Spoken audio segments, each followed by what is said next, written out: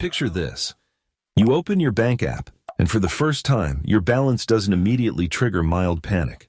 After all the bills, rent, groceries, and random takeout orders that somehow add up to the cost of a new laptop, there's still money left. Real money.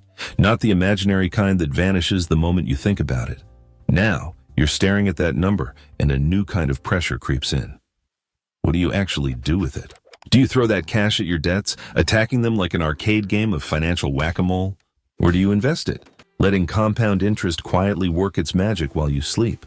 Because here's the truth. That single decision can shape whether your future self is sipping cocktails on a warm beach or counting coupons in a dimly lit apartment at 75. Most people don't even realize how critical this choice is. They treat it like a casual weekend dilemma, the kind of toss-up you make between Netflix and Hulu. But this isn't entertainment. This is the difference between building wealth and feeding interest payments for life. And yet most people still make this decision with their gut, or worse, emotion, instead of actual math. It's like using a magic 8-ball to plan your retirement. Funny? Maybe. Smart? Not even close. You're watching Mike Compound, where we break down money in a way that actually makes sense. No jargon, no fluff, just straight-up clarity for your wallet and your future. If you've ever felt torn between investing and paying off debt, stay tuned, because this might be one of the most important financial decisions you'll ever make. Now, before we dive into this epic financial showdown, let's clear up something. We're not talking about paying off that $400 credit card bill you got from ordering all those essential Amazon gadgets that now live in your junk drawer. No, we're talking about the big decision, the one that separates those who quietly build real wealth from those who spend their entire lives making other people rich through interest payments. Here's the kicker. There's no one-size-fits-all answer. That's why your brain starts buzzing every time you think about it. But there are principles, grounded, mathematical, and psychological, that can guide you toward the right choice for your situation. So let's start with something that might blow your mind. When you pay off debt, you're not just reducing a burden, you're earning a guaranteed return equal to the interest rate on that debt. Think about it. If you're paying off a credit card that charges 22% interest, you're essentially earning a risk-free 22% return. You won't find that kind of certainty anywhere in the stock market. Not in index funds, not in bonds, not even in your friend's next big crypto project. Now compare that to investing. The stock market, over the long haul, averages around 10% a year. Sounds great, right? But here's the fine print. That's an average over decades. Some years the market soars 30%. Other years it drops 40% just to remind you who's boss. Go ahead, check. I'll wait. So here's the million-dollar question. Literally. Should you pay off that 5% loan or chase a potential 10% return in the market? On paper, it looks obvious. 5 versus 10, invest and profit the difference. But if personal finance were only about math, everyone would drive a 10-year-old Toyota and eat rice and beans every day. The real answer? It depends on risk. That invisible force that changes everything. When you pay down debt, you're buying certainty. There's no market crash that can erase the money you've saved on interest. There's no recession that can take away the peace of mind that comes with fewer monthly payments. It's predictable, boring, and guaranteed. 3 words that never sound exciting, until you realize they're also the foundations of financial freedom. Investing, on the other hand, is like dating someone who's incredible when things are going well. The highs are exhilarating. The returns can be spectacular. But when things turn south, they can vanish faster than your motivation to hit the gym in February. Still, there's a twist. While paying off debt brings safety, investing offers growth. The real art is figuring out where your balance lies, when to chase stability and when to chase opportunity. Because mastering that balance is what separates the financially anxious from the financially unstoppable. And that's where our journey begins. In the next section, we'll look at how this decision plays out in real numbers, and why one tiny shift in how you handle extra cash could literally make or cost you $1 million over your lifetime. Let's break this down into something tangible, because when it comes to money, seeing the math makes all the difference. Imagine you've got a $350,000 mortgage at 4% interest for 30 years. That's pretty standard. Your monthly payment hovers around $1,670. Now, let's say you manage to free up an extra $1,000 each month. The question is, do you use that money to crush your mortgage early or invest it in the market? If you decide to go full-on debt warrior and throw that extra $1,000 toward the mortgage, here's what happens. Instead of taking 30 years to pay it off, you'll be debt-free in about 14 and a half years. Just imagine cutting your loan timeline in half. That's not just saving time, that's saving peace of mind. Even better, you'd avoid paying about $140,000 in interest. That's money you'd otherwise hand over to the bank for the privilege of borrowing. Not bad, right? But now let's flip the script. What if, instead of paying extra toward the mortgage, you invest that $1,000 every month, consistently, without skipping, into a diversified index fund earning an average of 10% per year? Over 30 years, that investment would grow to roughly $2.2 million. Yes, you'd still be paying your regular mortgage for 3 decades. And yes, that means roughly $250 in total interest paid. But even after that, you'd still end up with about $1.9 million in total wealth. That's an $800 million difference compared to the early payoff strategy. $800,000. That's not pocket change. That's life-changing money. It's the kind of difference that determines whether you retire comfortably or keep working just to get by. So what's the right move? The truth is, both choices have merit. Paying off debt gives you freedom and security. It's the guaranteed win. Investing gives you growth and long-term leverage. It's the wealth-building engine. The key lies in understanding which one aligns with your life stage, your temperament, and your goals.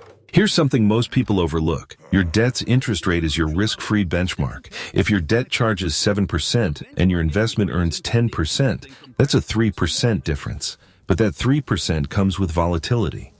In bad years, your investment might lose 20%. In great years, it could gain 25%. The problem is, you never know which one you're getting next. Meanwhile, that 7% you save by paying off debt, it's guaranteed, it's predictable, it's certain. There's no financial storm that can wipe it away. But if your debt is lower, say 3% or 4%, suddenly the scales start tipping toward investing. Why? Because now you're trading a small guaranteed gain for a much larger potential upside. This is exactly why wealthy people often keep low-interest debts around. They understand that money isn't just about saving, it's about what that money could be doing if it weren't tied up elsewhere. Still, the math isn't everything. The psychological return of paying off debt is real. It's not just about percentages, it's about peace of mind. Waking up knowing you owe no one a dime hits differently. It changes how you see risk, how you spend, and how confidently you move forward with new opportunities. There's another layer most people miss: time. When you're young, time is your greatest ally in investing. Compound interest rewards. Patience. The earlier you start, the more exponential your gains become. But the older you get, the more appealing the certainty of being debt-free becomes. After all, it's hard to enjoy a market upswing if you're still losing sleep over monthly payments. So maybe, just maybe, the smartest approach isn't one extreme or the other. It's not pay off everything before investing. And it's not ignore debt and go all in on the market. The real power lies in knowing when to lean toward safety and when to lean toward growth. And if that sounds like walking a tightrope, that's because it is. But balance, not perfection, is where true financial mastery begins. In the next part, we'll explore a case study that perfectly illustrates this balance and shows how inflation quietly becomes your secret weapon when you play your cards right. Let's go deeper into that mortgage example, because hidden inside it lies one of the most underrated truths in personal finance. A 30-year mortgage isn't just a loan. For the financially savvy, it's a tool. And in the right hands, it becomes a quiet weapon against inflation. Picture this. You've got that same $350 mortgage at 4% interest. Every month, you make your fixed payment of $170. Right now, that might feel like a lot. But fast forward 20 years. That same $170, it'll feel like paying with monopoly money. Why? Because inflation doesn't care about your mortgage. As everything around you, rent, food, cars, even your daily coffee, creeps higher, your mortgage payment stays the same. It's frozen in time, like a financial fossil. That's the beauty of fixed-rate debt. You're borrowing today's dollars and paying them back with tomorrow's cheaper ones. Think about it. 10 years ago, a cup of coffee cost maybe $2. Now it's closer to $5 and nobody blinks. That's inflation at work. It quietly erodes the value of money. And when you owe fixed debt, it actually works for you. In 15 or 20 years, your mortgage payment will feel smaller because your income and prices will hopefully rise, but your payment never will. It's like your bank made a deal with you decades ago, and you're the only one getting the better end of it. That's why some wealthy individuals intentionally hold on to low-interest mortgages even when they could afford to pay them off. They understand the power of time and inflation. They let their assets, like stocks or real estate, grow faster than the cost of their debt. It's not laziness. It's strategy. But before you start thinking debt is the secret weapon of the rich, let's set the record straight. Not all debt is created equal.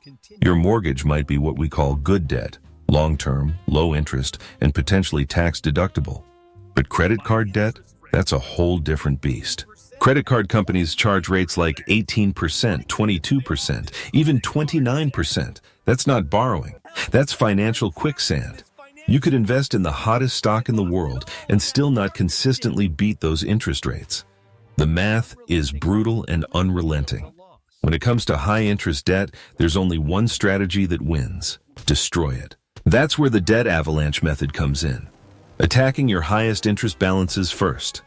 It's not as emotionally satisfying as the snowball method, where you knock out small debts first, but mathematically, it's the smarter move.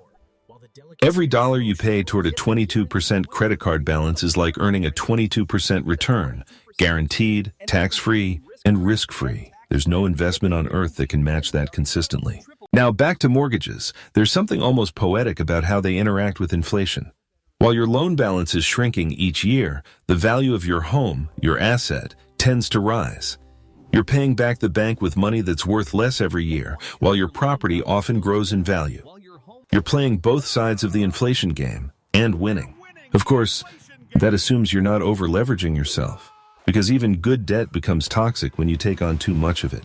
A house that's too expensive, a car that's too flashy, a lifestyle that's too stretched, all of that kills the advantage of low interest rates. So the real trick isn't just about having debt.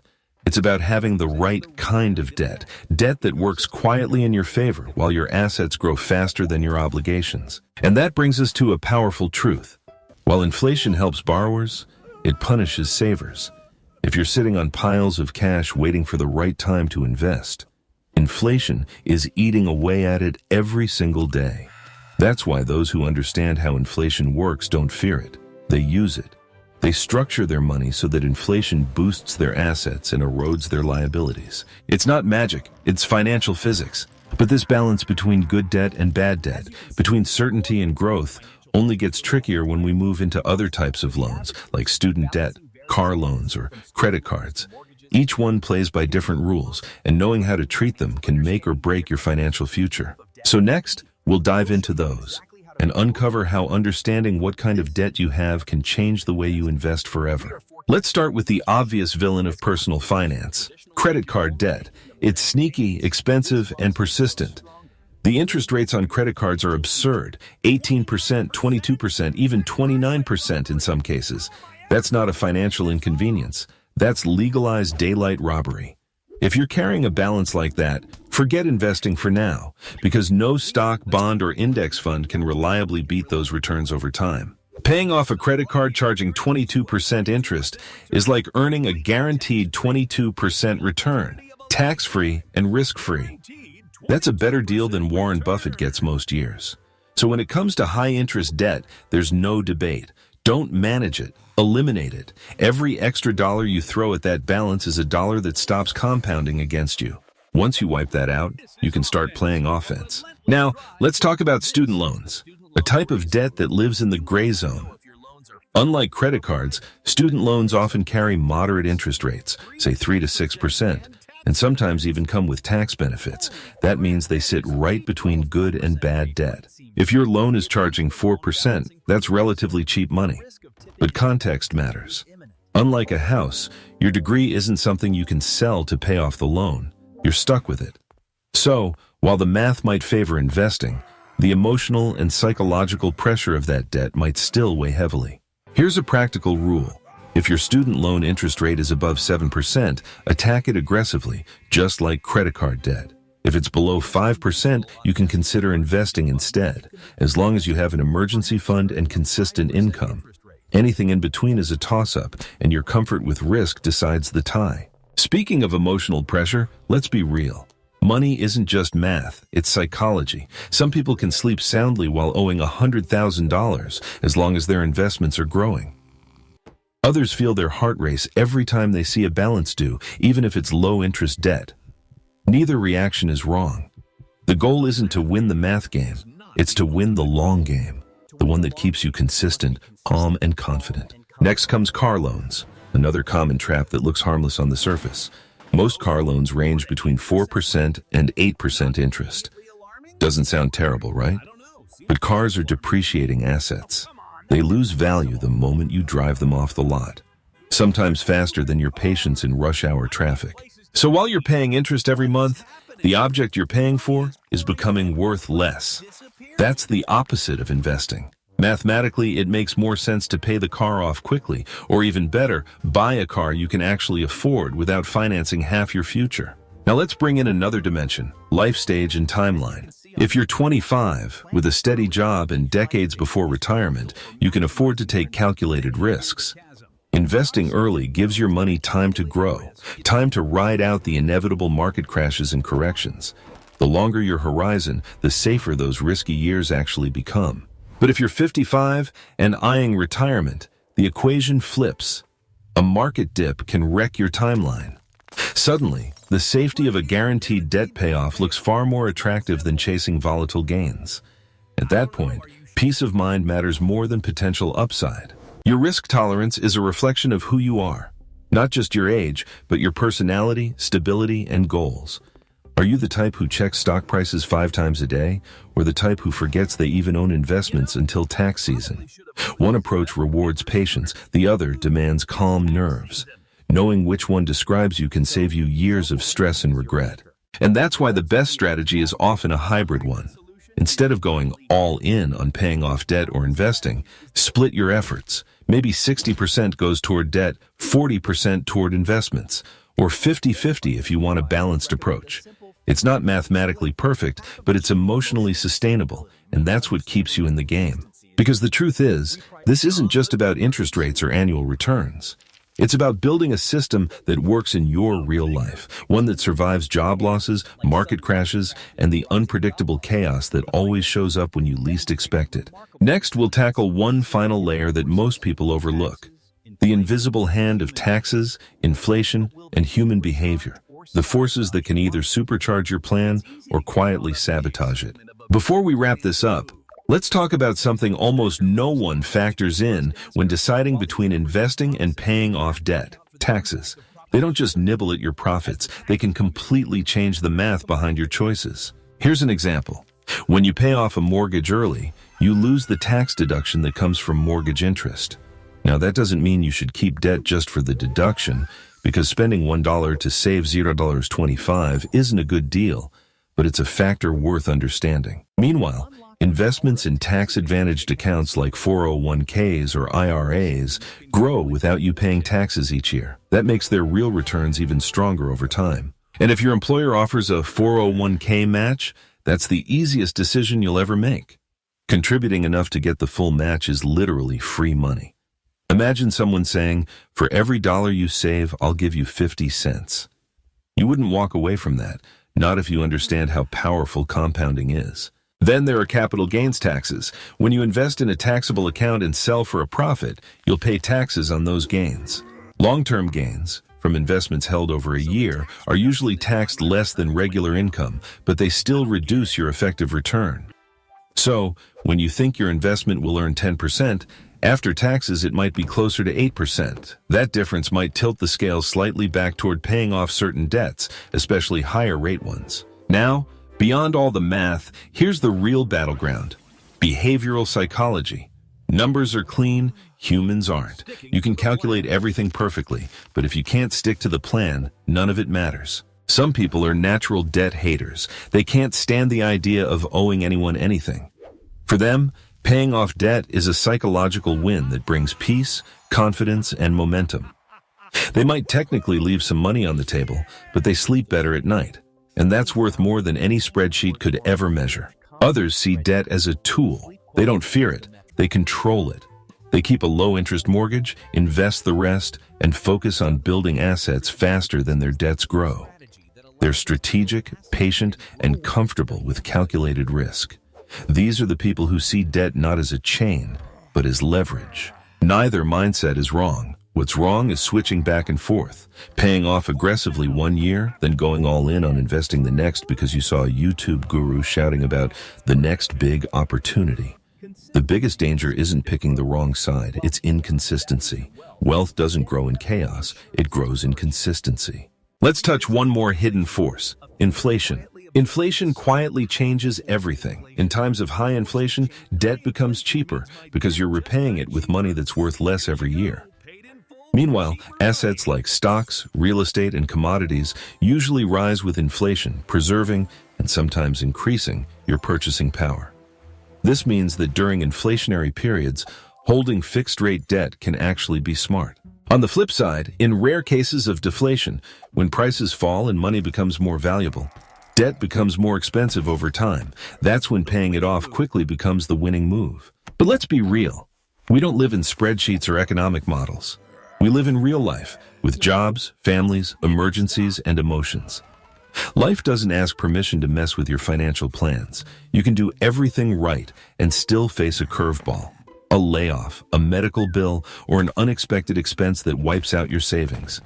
That's why before doing anything else, you need a safety net. A 3 to 6 month emergency fund is boring, unglamorous, and unprofitable, but it's the foundation that keeps your financial house from collapsing. It's your insurance against the chaos that makes perfect strategies crumble. And when all is said and done, here's the truth. The best financial plan isn't the one that looks the smartest on paper. It's the one you can actually stick to.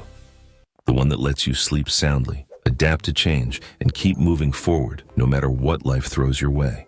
So should you pay off debt or invest? The answer isn't in the math, it's in you. If your debts are high interest and keeping you awake at night, pay them off. If your debts are low interest and you've built a safety net, invest and let time do its work. If you're unsure, split the difference and do both. Because doing something consistently beats waiting forever for the perfect strategy that never comes. At the end of the day, money rewards those who move with purpose, not hesitation. Don't overthink it. Don't chase perfection. Start, adjust, keep going. And remember, this isn't just about getting rich. It's about building freedom, stability, and confidence in your financial future.